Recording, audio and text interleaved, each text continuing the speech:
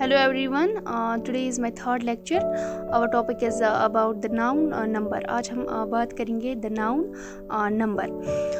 इसमें हमारा पहला है singular number, दूसरा है plural number. अब हम देखेंगे singular number क्या है. A noun that denotes one person or thing is said to be in a singular number as boy, girl, cow, bird, pen. Singular number हम उस नाउन को कहते हैं, इसमें डिनोट होता है एक पर्सन की बात हम करते हैं या एक थिंग की बात करते हैं, उसे हम बोलते हैं सिंगुलर नंबर। जैसे कि एग्जांपल है बॉय है, गर्ल है, काऊ है, पेन है, जिसमें हम एक की बात करते हैं उसे हम बोलते हैं सिंगुलर नाउन। जैसे कि बॉय एक है, गर्ल एक है, इसी तरीके से उसको हम बोलते हैं सिंगुलर नाउन। Plural number. अब हम देखेंगे ये क्या है। A noun that denotes more than one person और thing is said to be in a plural number as boys, girls, cows, birds, pens. अब हम देखेंगे प्लूरल नंबर क्या है। ये एक ऐसा नाउन है जो डिनोट करता है, इसमें हम देखते हैं मोर देन वन पर्सन, मतलब एक से ज़्यादा पर्सन, थिंग, उसको हम बोलते हैं प्लूरल नंबर। उससे हम बोलते हैं प्लूरल नंबर। जैसे कि एग्जाम्पल है बॉयज़ हैं, गर्ल्स है, काउज है, बर्ड्स है, पेन है, इसको हम बोलते हैं प्लूरल नंबर, मतलब जिसमें एक से ज़्यादा की बात हम करते हैं। बॉयज़, गर्ल्स, का, बर्ड्स, पेन्स, मतलब इसमें ज़्यादा है, उसको हम बोलते हैं प्लूरल नंबर। अब हम बात करेंगे how plural are formed, plurals कैसे फॉर्मड हुए। The plural of nouns is generally formed by adding s to be singular as। जो प्लूरल है, ये जो प्लूरल ऑफ नाउन है, ये जनरली फॉर्मड हुआ बाय एडिंग एस। जब हमने एडिंग एस किया किसको, सिंगुलर को, तो तब बन गया प्लूरल।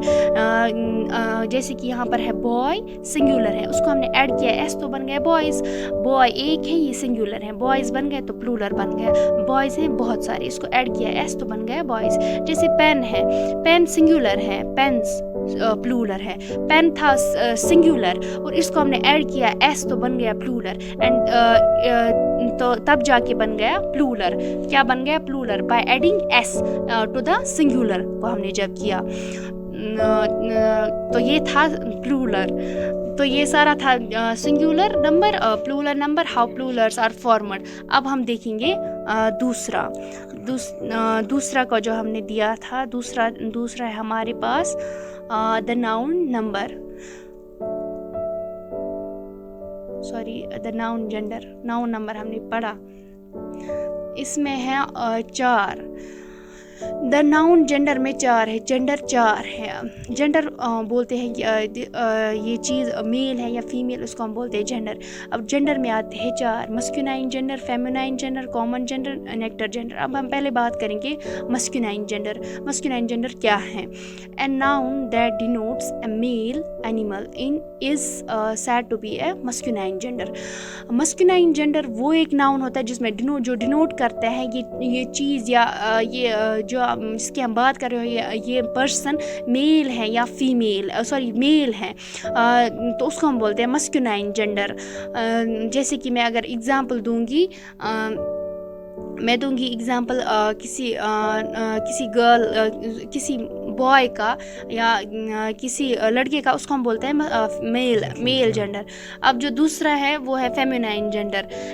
अब हम देखेंगे ये क्या है। A noun that denotes a female animal is said to be in feminine gender. Feminine gender एक ऐसा नाउन है जिसमें हम बात करते हैं फीमेल की, जिससे हमें पता चलता है ये फीमेल है ये चीज़, उसको हम बोलते हैं फेमिनाइन जेंडर। जैसे एग्जाम्पल है सपना है, आबिरू है, आरजू है वगैरह, इनको हम बोलते हैं फेमिनाइन जेंडर।